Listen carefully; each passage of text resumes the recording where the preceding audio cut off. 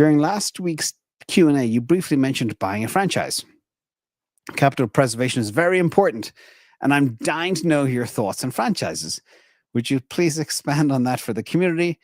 Thank you for the invaluable content. I'll be a Patreon subscriber for life. Oh, that's brilliant. And a lot of the things that I say are from experiences of my life and people I've met who've been very successful, and I study why they've been successful.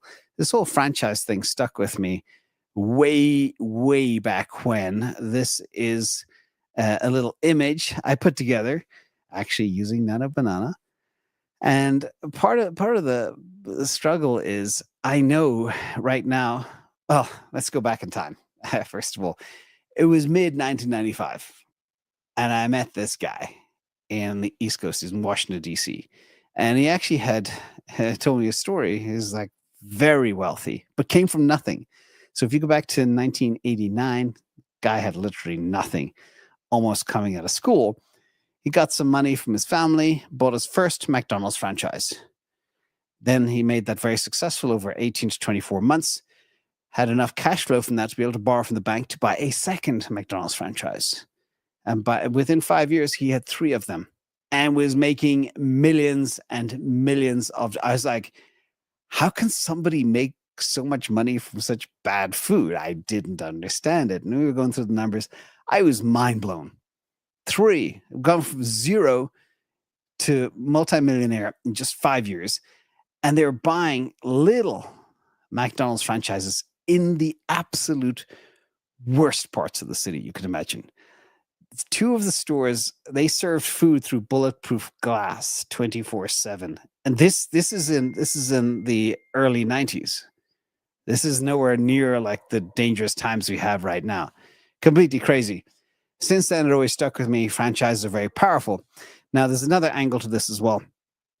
With AI and disruption and all the crazy stuff that's happening, people are trying to find ways. What do they do with their kids? Do they spend $250,000 on education, or do they buy a franchise with the money and set up a business where the family can make a lot of money for themselves and incentivize everybody to go forward? So this is kind of like my little multi-generational image here. It would be great for a family to set up a family business that everybody can participate in, that doesn't have another career going on at the time, or is thinking about not going to college instead. Get the kids involved, make sure they're properly incentivized. If their goals are aligned between the family and the business, the franchise itself, everybody could do really well. I know people that have yogurt franchises. Down in LA, one of the Cyber Bulls has a whole bunch of yogurt franchises and things like that. So they can really work well. Now, people think a franchise is like a McDonald's or something else. No, it can be whatever you like. And a lot of the US is completely franchised. So I'll give you some examples of ones that are available and how much they typically cost to set up. One is Kona Ice, a very low overhead, very high margin. That's the same thing with like pizza franchises and stuff.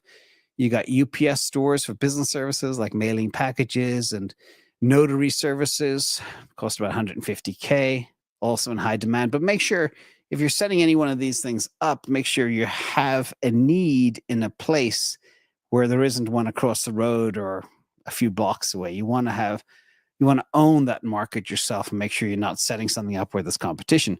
ServPro does restoration services. Because I manage a lot of real estate, I'm very familiar with this. Things like floods and carpet damage and smoke damage and stuff like that. Yeah, it's also recession resistant. When you need ServPro, you need them fast, and typically it's like on a Sunday or something. So that's another good one, especially if you're handy or if you have somebody in your family who's handy. Pizza, there, great clips for haircuts.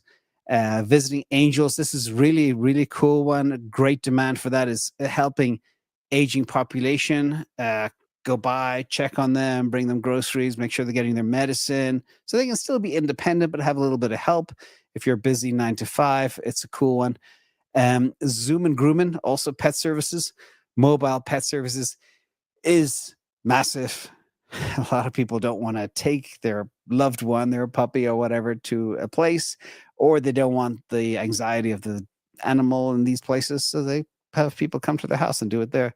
And then finally, True Blue Home Services, property maintenance, repairs, sinks, lockouts, all that stuff.